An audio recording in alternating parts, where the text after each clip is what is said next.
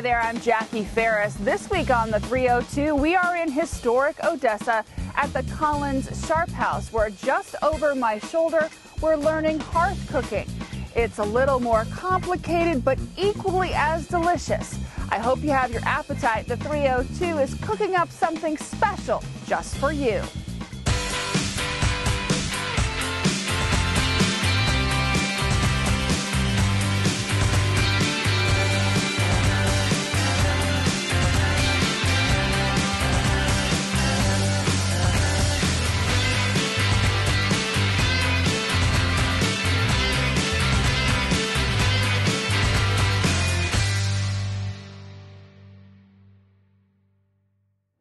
Welcome to the Collins Sharp House. You can check it out in historic Odessa, but it's one of the oldest houses in Delaware that didn't start here, but ended up here. And joining me now to talk about it a little bit and its storied history is Johnny Baker. Johnny, thank you so much for joining us. Well, thank you for coming. So it didn't start here, but it ended up here. How did that happen? Well, it had quite a journey, I'll tell you. When one of the oil refineries down in Delaware City decided that it was going to expand and acquire land and buildings, the Collins Sharp House, this house, which was located there at Collins Beach, was certainly threatened with the wrecking ball. So H. Rodney Sharp, who is probably responsible for so much of the historic preservation here in Odessa, he was having none of that.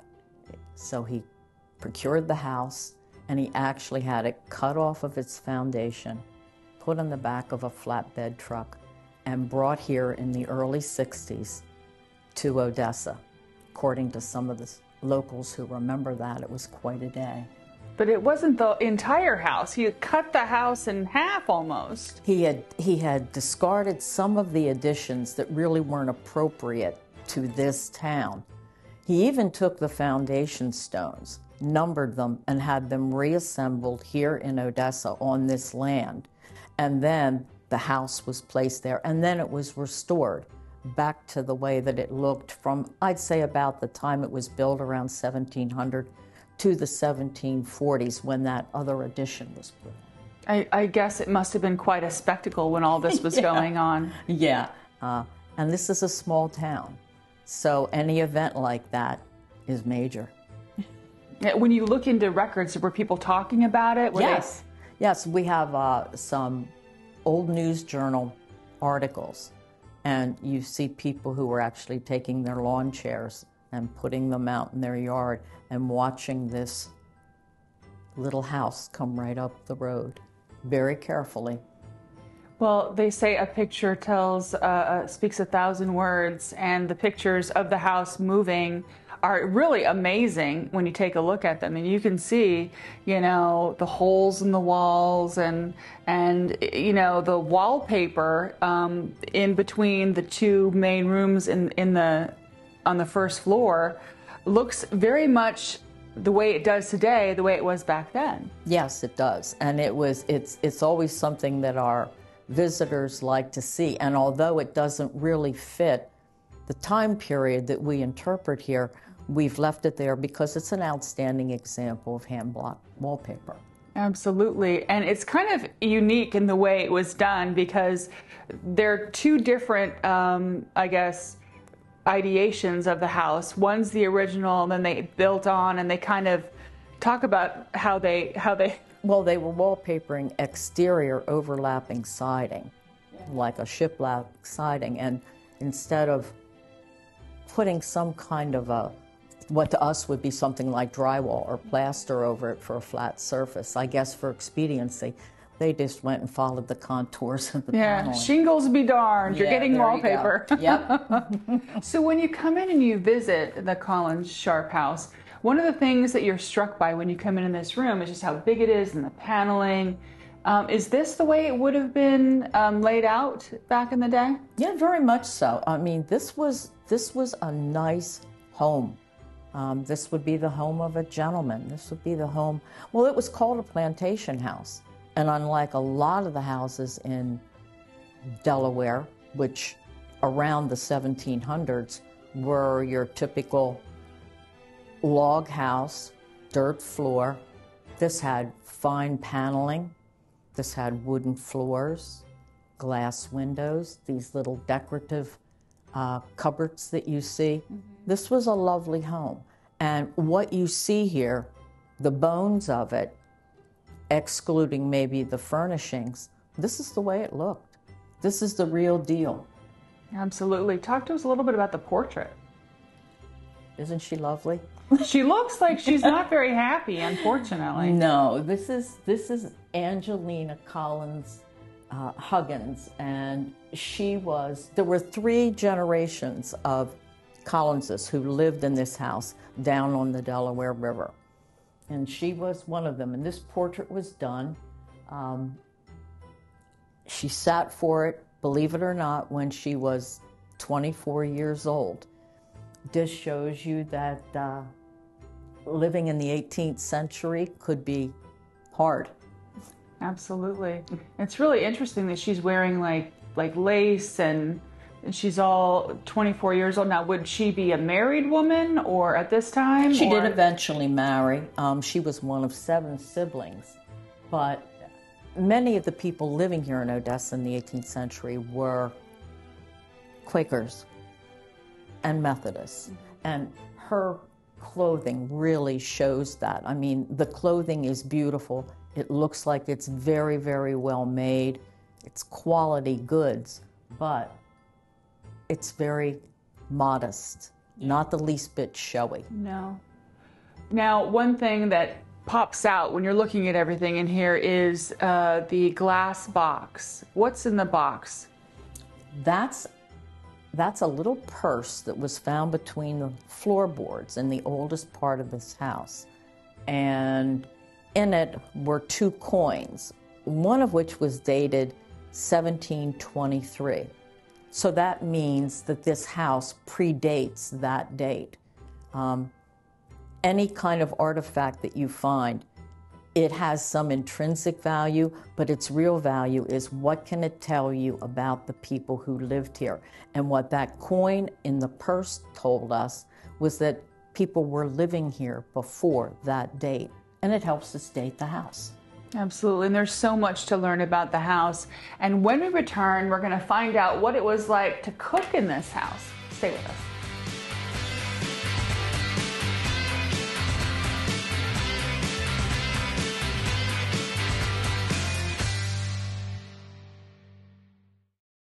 My name is Ryan Grover, and I'm the director of Rockwood Park and Museum. I love the 302 because it makes history come alive. Welcome back. We have moved into the kitchen with Johnny, and she's going to show us exactly what it was like to cook in a kitchen like this. So I see you're preparing a pie. So how do you cook a pie in a kitchen like this? Actually, pretty easily. What I'm making is a paste. Okay. This was what all of your 18th century recipes called what we would traditionally think of as a pie crust. And I'm making a lemon tart. And one of the things that our guests love is the fact that when they come in here, they can smell the food that's cooking, they can see the fire, and they can, in many cases, see a hearth cook who's doing exactly what I'm doing, making some of the foods that were appropriate to the time period, to the place where we are, and its geography, but also to the season. I mean, this is spring, and in the spring we had an abundance of food, and even people who didn't have much were eating pretty well. But at the same time, too, they were thinking about the lean times that were coming. Mm-hmm. And when they did that, they were also spending time preserving, smoking, salting, pickling. So I think our guests get a chance to see that even when we're just making a simple dish like this, when they see all of the steps, they really start to realize this was maybe not as romantic as I thought. This was not. hard work. And you'd had to have a schedule to do all of this. I mean, you knew yes. what time of year to put away something for winter and everything. Absolutely. Everything did have a season, and you had to take advantage of that, because if you didn't, maybe you'd find yourself in the winter with your family not having much to eat but game. Yeah. Now, you mentioned the education piece of it. You have people that come in, you have schools that come in, you guys do a lot of tours. Well, we do some tours with our school kids, but at the same time too, we do frequently have hearth cooking instruction, whether it's maybe a demonstration that we have on a weekend, or maybe for a festive season like the holidays at Christmas. And we will use that as a teaching opportunity because we'll conduct workshops. But with our kids, we found out the same thing that we're finding out with guests. If you can get them involved in something like this, rather than just standing and looking at someone talking to them, it's a more intimate experience, it's much more visceral, and it stays with you. So when we saw this with our guests, and when I saw it with younger kids, when we decided to write our school program, we thought, we're going to make it interactive everywhere, not just here in the hearth, but over in the other houses. We're going to make it interactive, we're going to make it hands-on, and we want to make it different. We want kids to be engaged. And we do that in here with adults, too. I think that's one reason why so many of our guests love this house. It's a way to actually put them into the 18th century. So what did you just put in there? Okay, what I've got is beaten eggs, and this is the basis for lots and lots of dishes in the 18th century, because I'm making something that's basically a dessert here, a lemon tart, but in the 18th century, puddings like this and custards were also savory and were part of an entree. Okay. It wasn't just something that was a dessert. And all that this is eggs and lemon zest, and of course some sugar. And when you show this to guests, one of the things that they begin to realize is, oh, lemons, they don't grow around here. No, you have to bring them in. So obviously, you can tell just from this one thing, just from this one dish, you can tell that there was a port nearby. You can tell that the people who lived here had the financial wherewithal to afford imports like this because they were expensive. Food can tell you so much about the way people lived, about their culture, about their everyday life. And culinary history gives you just as many clues to 18th century life as an artifact that an archaeologist digs up does. So how do you cook this? Is it ready to go in, or are you going to put some extra stuff in it? It needs a little bit of butter yet. Okay. And I have to move to the fire to get some butter that I've melted, but you have to be very careful. Okay. Whenever you do that, you have to make sure that what you add, even though it's hot, doesn't cook your eggs. So how do you do that? Just mix as you go, or? Just like this. And you know, when I had a group of students here who were culinary arts and restaurant and hotel management students from St. George's Votech. And they came and they prepared a whole 18th century meal. And when they did, they said, oh, you're tempering it. And I said, yeah, exactly. It's a technique that has been around for a long, long time. You're doing it now in your modern day courses, but it had its genesis probably back in England. Wow. Now, what I'll do to cook that, and if you notice, you see how dirty this is on the bottom? Here, show the camera, show the folks at home. Now, what is that on the bottom? That's ash, because when you cook over the hearth, what you're doing is taking coals and embers from your fire, putting it out on the hearth, That's why it's called hearth cooking. And then you take something like this and you nestle it into those coals, and it's just like turning on a burner on your stove. So it's a very, very effective method.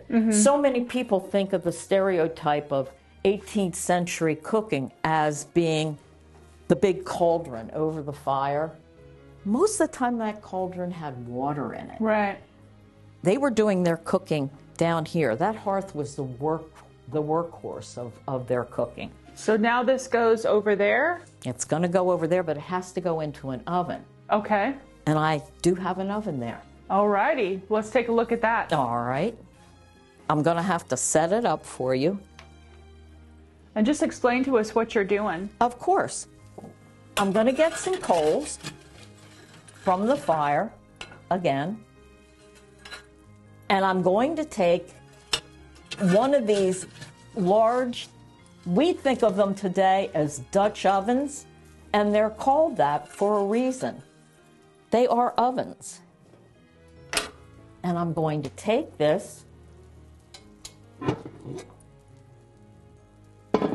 By the way, Jackie, that weighs 14 pounds without the lid. So when I was telling you that this was really very hard physical labor, you can imagine when you're trying to choreograph the movement of these on your hearth, it's going to take some muscle.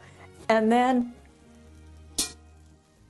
on the inside, you can see a number of stones. And then you're just going to take this, place it in your oven, replace your lid, and those stones are there to promote the movement of hot air inside this oven, but I need some more coals now on the top. So what you'll wind up having is heat radiating up from the bottom and down from the top, and you've got yourself an oven. And you can regulate the temperature by how many coals you put on, how often you refresh them. So that's as efficient as my nice Viking oven at home. All righty. Well, when we come back, Johnny's going to teach us how to make chicken the old-fashioned way. We'll be right back.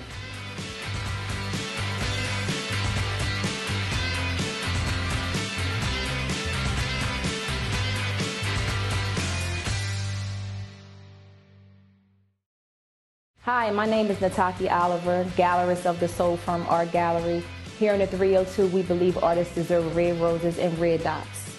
Welcome back. We learned how to make a lemon tart. Correct. And now we're going to learn about chicken, but you have some potatoes that you want to show us. I do. Well, what the potatoes can really show us is once something has cooked in this oven, this can show you what your final product might look like. And for those people who are somewhat skeptical about how well these can cook, you can see when I remove this some roasted potatoes. Oh, and you can smell them. Some roasted potatoes with rosemary and with some scallions. These new little potatoes would have been taken out of the ground probably just recently because they haven't had a chance to mature anymore, and they would have been used for cooking like this, but some would have also been saved to put in the ground for next year's crop because they were always looking ahead. Absolutely. Always. Now you can see I have a chicken that's sitting here on a spit. It's placed on the spit, and I stuffed it this morning with some onion, some tarragon, and some lovage, because almost all colonial homes had a working kitchen garden in the back, and we have one here. And that garden is full of herbs that were used for culinary reasons, but they were also used medicinally and in their scrub buckets. So you're basically basting with herbs on a stick, on a spoon. On a spoon, sure. Nice. And whenever these herbs touch that hot skin, the oils are released and you get that flavor imbued into the skin.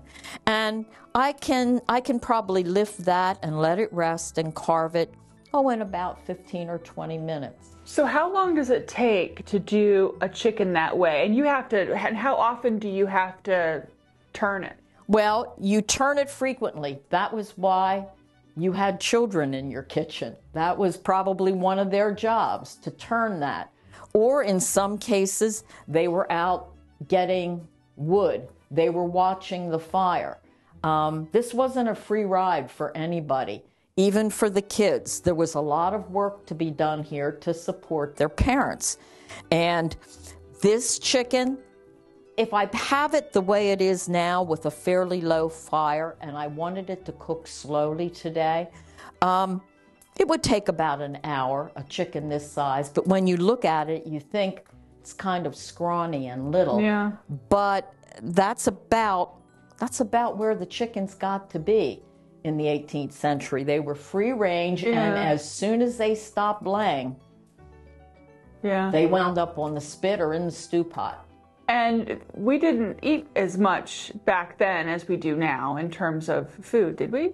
They were eating a lot because they had a lot of physical labor that they had to do, and they needed fuel. So you were cooking frequently. Now, it wasn't always a big, heavy meal. Maybe after this meal is done, pieces of this chicken would be sliced and you'd have it cold later on. But if you had this meal at midday, there was still a lot of light and a lot of work that could be done. So people might take leftovers out in the field. Yeah. And you would do more than just one chicken, I would imagine, if you had a house. So, I mean, you got to be on top of several chickens or turkeys or hams or whatever you're doing. And in the same time, you're coordinating maybe your potatoes and a dessert that you might have. So in many cases, you were shifting these things around to reflect how close they were to being done. So what about food waste? I mean, there's no refrigeration. So you basically had to eat what you made, like right away, right? Right, or you could maybe pickle some things, or even leftovers could be smoked. And even the eggshells that I used for this today, that could very well wind up in a compost pile. So there's just a lot that goes into cooking in a kitchen like this. There are a lot of steps. Our sugar, right there is our sugar. That's amazing. It's pressed. Well, it's not only pressed. It's hard. Feel how hard it is. So you're nipping a little piece of it off, and then you're putting it in a mortar and pestle, and you're grinding it. So when I go to make my tart, I have to also prepare the sugar. I can't just measure it out. Yeah. Every single step has earlier steps that you had to go through, and all of them involve labor. So there are going to be people at home that are going to say, you know what, I want to come down here and I want to learn how to do this hearth cooking. You don't do this year round, but when should we watch the website or whatever to see when we can come and get a demonstration like this? Well, watch our website, and we put on our calendar of events anytime we have demonstrations, and except for the hottest months, we have demonstrations on the second Saturday. We call it Saturdays at the Hearth, and people can come and see a hearth cook preparing something appropriate for the season. And then in December, we kick it into high gear for the holidays. Every single Saturday in December is festive foods. Oh. And we try to reflect the kind of foods that in maybe the Wilson House or the Corbett House, they were making for all of the people who were coming to visit over the holidays. Plus, we sometimes have hearth cooking workshops or baking workshops. You can always check the website to see. Well, Johnny, thank you for the history lesson. Thank you for the cooking lesson. You made me hungry. My pleasure. And we'll be right back.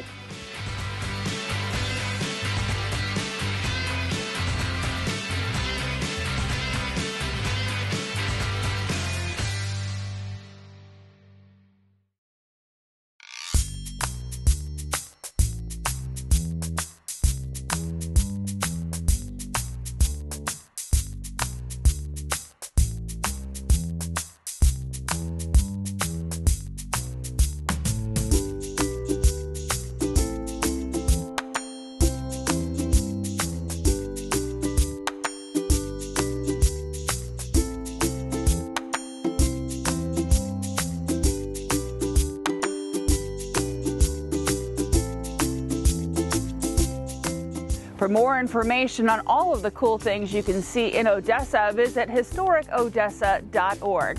That'll do it for this week's episode of The 302. We leave you now with a beautiful setting outside Old Droyer Church. Until next time, I'm Jackie Ferris. Tell them you saw it on The 302.